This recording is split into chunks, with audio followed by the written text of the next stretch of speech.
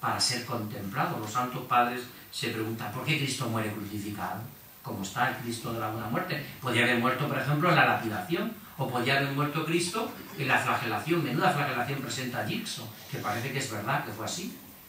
¿Por qué a Cristo le pegan tantos latigazos y tantos? Y podría haber muerto Cristo. ¿Y por qué muere crucificado? Y van a decir los santos padres, para ser contemplado. Porque todo lo que se pone encima de una montaña y se iza como una bandera es para ser mirado. Vamos entonces a un texto del Apocalipsis que a mí me impresiona mucho sobre el Cristo de la buena muerte, que dice el Apocalipsis: cuando el Cordero abrió el séptimo sello, se hizo en el cielo un silencio como de media hora. ¿Qué significa eso? Como de media hora. Esta media hora indica justamente la incapacidad de comprender la muerte de Cristo, la muerte de cada persona humana. Por mucho que nosotros pensemos, el hombre siempre ha tratado de preguntarse sobre el sufrimiento, sobre la muerte y sobre el dolor. Hay muchos textos en la Biblia. El texto más famoso es el libro de Job. Aquellos 3 teólogos que llegan a Job, porque hasta el libro de Job la Biblia decía esto: al hombre bueno todo le va bien. Tiene muchos hijos, muchas posesiones, mucho dinero, mucho bienestar, mucha salud. Al hombre que se fía de Dios, todo le va bien. Hasta el libro de Job. En el libro de Job se empieza a plantear el tema. ¿Y el que es bueno y lo pasa mal? ¿Y el que es bueno y sufre? ¿Y el que es bueno y muere? ¿Y el que es bueno? Y eso es lo que se pregunta el libro de Job. Acercan casi a él y entonces le preguntan, oye, ese Dios tan bueno, y hasta su mujer le dice, qué estúpida eres, reniega de ese Dios. Te has fiado de Dios y Dios te ha dejado en la estacada. Es el planteamiento del sufrimiento humano, ¿no? Entonces esta media hora de la que habla el Apocalipsis puede referirse al tiempo que dura más o menos Jesús, sobre todo su agonía final, lo que se llama la hora nona. Nosotros sabemos que en la tradición de la Iglesia se habla de 3 momentos, que ha quedado reflejado en la liturgia de la Iglesia, de 3 momentos en la pasión de Cristo: la hora tercia, la hora sexta y la hora nona. La hora tercia es cuando Cristo sube a la cruz, luego cuando Cristo, la hora tercia, sube camino del Calvario. La hora sexta es cuando Cristo grita, tengo sed, las 12 del mediodía, y la hora nona, en la tradición de la Iglesia, es cuando Cristo muere en la cruz, dando un fuerte grito, expiró. Por lo tanto, vamos a seguir a Mateo. A mí me gustan mucho los 4 evangelistas, Lucas, Mateo, Marcos y Juan. Yo siempre explico, pero no voy a hacerlo ahora porque he hecho muchas conferencias, que cada evangelista tiene un fin catequético. Por lo tanto, cada evangelista escribió con un fin catequético, un fin espiritual. No es lo mismo Mateo que Lucas, que Juan, que Marcos. Tiene su propio. Y yo voy a seguir a Mateo, porque Mateo es el que más narra la buena muerte de Cristo. Es el que más lo narra, me parece a mí. ¿Qué es entonces para Mateo una buena muerte? Mirando al Cristo esto. Vamos, la crucifixión se consideraba como un castigo de Dios, lo cual ya, pues a nosotros esto nos hace intuir algo muy serio, ¿no? Muy serio.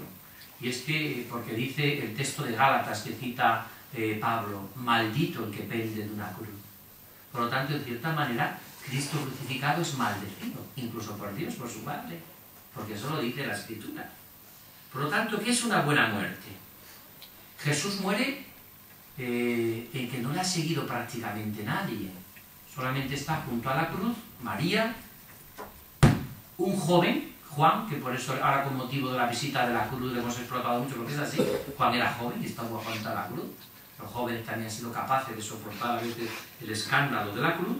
Y prácticamente todos los demás que están en el Calvario están lejos. No sé si habéis visto la película que yo vi con los obispos en Roma, San Pedro, que hace de Pedro Omar Said, un famoso musulmán egipcio, precisamente ahora que está tan de moda Egipto, por desgracia, para pedir para que este país haga una transición, sobre todo pacífica. Bueno, pues en esta película es muy bonito porque se ve a Pietro, yo lo vi en italiano porque lo vi en Roma con todos los obispos cuando fue de estreno, en un encuentro que tuvimos en Roma. Y me acuerdo que me impresionó mucho, yo lo he vuelto a ver, pero lo han vuelto a poner en la televisión española, pero se ve a Pedro desde lejos viendo al crucificado. Esa es una imagen preciosa de lo que significó la muerte de Cristo. Buena muerte, sí, pero buena muerte, pero Cristo murió solo, como morimos todos. Yo creo que todos nacemos solos, morimos solos, y la mayoría de nuestra vida la vivimos solos. Yo estoy convencido. Luego me preguntaban el otro día a los jóvenes de Montehermoso por qué era creyente. Yo les decía, ¿por qué no quiero estar solo? Y porque lo poco que he vivido fuera de Dios ha sido una soledad total. No me llena cada persona. Por mucho que ame a la gente, hay una soledad que solo la llena el corazón de Dios. Por eso no quiero estar solo. Por eso soy creyente. Entonces, la Escritura dice que hay como 4 protagonistas ante la muerte. Esto es importante para descifrar un poco esta imagen. Cuando vayáis a San Juan, que yo cada vez que voy me encanta, y que me encanta celebrar allí la Eucaristía, hay 4 personajes que narra San Mateo ante la muerte, que son los transeúntes. ¿Cómo miran a Jesús? ¿Qué entienden ellos por la buena muerte? Los transeúntes. Están los teólogos. Claro que había teólogos allí. Teólogo es el hombre que trata de explicar la fe, de explicar a Dios. Estaban teólogos. ¿Cómo explican los teólogos la buena muerte? ¿Cómo explican los teólogos de aquella época, no?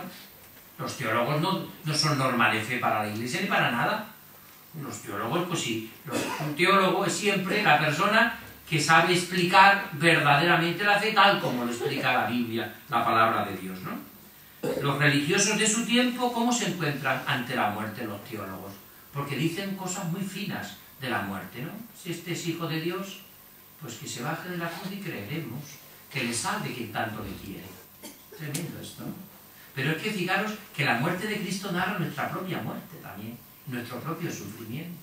Por eso Cristo no podía morir cómodamente. La muerte de Cristo es bellísima, pero ¿sabéis por qué es buena muerte? Y es bellísima, porque lo que le ha movido a morir es el amor. Por eso es hermosa la muerte. Como toda vida del ser humano es preciosa, porque lo que le mueve es el amor. Después hay otros personajes que a mí me parece también cómo se enfrentan ante la buena muerte y la muerte, que es los ladrones. Los 2 ladrones. Esto también es muy interesante, porque los 2 ladrones ven que lo único que le pide, sobre todo uno a Jesús, es los bienes materiales. Que esto es un poco lo que mucha gente piensa que es la buena muerte, morir con mucho... Yo siempre digo a mucha gente con mucha gracia, digo, algunos quieren ser siempre los más ricos del cementerio, ¿no? Tener para ser los más ricos del cementerio. Hay gente que piensa que una buena muerte es tener mucho dinero, morir con muchos bienes, ¿no? Para ser más rico luego del cementerio, claro. Para que necio de que te ha servido tanto, ¿no? Pero hay gente que vive angustiada por esos temas, que nos importa tantas cosas, y sabemos que al final de la vida no nos va a contar para nada, ni el dinero, ni el éxito, ni el poder, ni los títulos, ni nada. Solo contará el amor, como dice Juan de la Cruz. Y por último, el último personaje, luego una síntesis y termino la conferencia. Ya sé que todo sea siempre bastante breve. Nosotros, ¿qué entiende los demás sobre la buena muerte? ¿Qué entienden nosotros, los que somos protagonistas día a día de la muerte de Cristo? Eso sería el esquema de la conferencia. Y por último, una breve conclusión que sería donde yo entiendo que está la buena muerte de Cristo. Y ya digo que yo me hinchaba preguntas tanto a nuestro amigo José María como a Faustino, como cuando he ido estos días que sabía que iba a dar la conferencia, a ver por qué se pone de la buena muerte. La buena muerte. ¿Qué es la buena muerte? ¿Qué es la buena muerte? Estos días que alguna vez he visto alguna película sobre, por ejemplo, los campos de concentración de Auschwitz o de Dachau, me acuerdo de una película de hace poco que era sobre Rusia, que decía, estaba el famoso tren transiberiano, y que le decía un personaje en un momento a otro, aquí en el Gulag hay millones y millones de enterrados en estos hielos, sobre todo curas y monjas. ¿Qué es la buena muerte? ¿Qué es la buena muerte? ¿Se puede tener una buena muerte en un campo de concentración? ¿Se puede tener una buena muerte en personas que han muerto muertes tremendas, terribles, ¿no? ¿Qué es la buena muerte? Voy a tratar un poco de explicarlo brevemente y lo más sencillo posible. Los transeúntes. Es extraño cómo reaccionan. Para ellos la buena muerte sería el triunfo de Dios. El triunfo de Dios, ¿no? Dios, donde revela quién es en la cruz. Ese es el misterio que celebré en la cofradía. ¿Por qué tenéis tanta celebración del misterio pascual, que es la muerte y la resurrección de Cristo? Porque donde se revela quién es Jesucristo, en su muerte y resurrección. Pero para los transeúntes, Jesucristo sería, la idea que tienen de Dios es que la buena muerte sería que Dios triunfase, que Dios aplastase a sus enemigos. Es lo que no entiende Pedro, por ejemplo. Por eso Pedro ve a Jesús desde lejos, porque Pedro hubiese entendido que Cristo muera cortando las orejas, como intenta, que por eso tiene incluso una especie casi como de que el Señor le llama la atención, ¿no? O sea, dice, vamos, ya está bien, ¿no? Pero en el fondo Pedro hubiese entendido que Cristo muera luchando, que Cristo muera, que Dios triunfe. Pero lo que no entiende es la mansedumbre y la humildad del Señor. Y eso es lo que no entiende.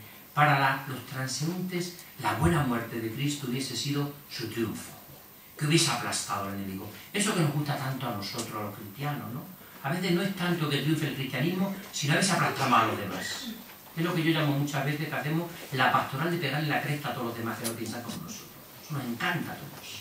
Son nada evangélicos, unos y otros. No solamente somos madridistas, sino antibarcelonistas. Soy madridista, maravilloso, te gusta el Madrid. Pero a ver si el Barcelona pierde, a ver si... Al revés, soy del Barcelona y a ver si el Madrid pierde toda. Eso es muy típico de los cristianos. Esa es la idea un poco de los transeúntes.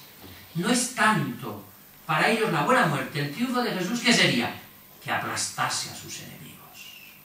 Verás ahora cómo Jesús, verás como aquí, verás como ahora aquí. Va a haber... Esperar. Eso es en el fondo lo que piensan todos los transeúntes. Qué decepción de un Dios que no hace nada. Por eso la imagen de Dios verdadera solo se encuentra en la cruz.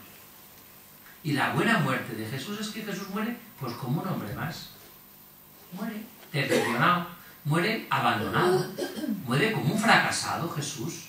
Como un fracasado, pero vendrá galopando la resurrección y la vida. Pero los transeúntes... Es decir, por eso uno donde manifiesta lo que es y cómo es en su muerte. Decía San Agustín que si pensásemos cada día en nuestra vida un minuto en la muerte, seríamos mejores. Y probablemente se nos quitarían muchas tonterías de la cabeza. Por lo tanto, así serían los transeúntes. Los teólogos, también hay teólogos. ¿Qué considerarían los teólogos tan desconcertados, como pasa casi siempre?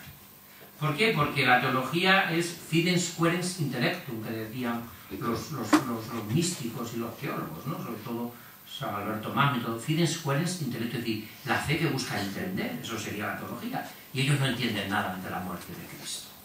Para ellos, ¿cuáles serían las dos claves de la buena muerte? Ha salvado a otros, que se salve a sí mismo. Y no puede salvarse a sí mismo. Esto no funciona. Este no es el Dios que nosotros esperamos. Los teólogos se sienten decepcionados también de Jesucristo. ¿Por qué? Porque entra en juego el aspecto religioso que baje de la cruz, que demuestre su poder. Sobre todo, si verdaderamente está ligado al Padre, pues el Padre le tiene... Si los otros piensan en el triunfo, los teólogos serían más bien con un razonamiento, que eso sería la teología, la fides querens intellectum, la fe que busca entender. Los teólogos dirían, este hombre lo que tiene que demostrar es que el Padre está con él y ahora mismo se va a bajar de la cruz. Y yo pensaba muchas veces en mi vida, Dios mío, no te bajes de la cruz, Señor. Tantos millones de personas que no se pueden bajar de la cruz. Yo no hubiese creído en un Dios que se baja de la cruz. Me hubiese parecido un cuento. Cuando hay tantos millones y millones y millones de personas que no se pueden bajar de la cruz. De ninguna cruz. Menos mal que el Señor no se bajó de la cruz. Le hizo caso a los teólogos. Hubiese sido tremendo. Yo no hubiese creído en un Dios que se baja de la cruz. ¿Qué seriedad es esa? El Señor soporta la cruz, acepta la cruz. La buena muerte es que el Señor llevó todo su sufrimiento. Eso serían los teólogos. Algo no funciona. Es un poco lo que siempre a veces... Algo no funciona, dirían ellos, ¿no? Porque aquí hay unas cuantas cosas que no cuadran.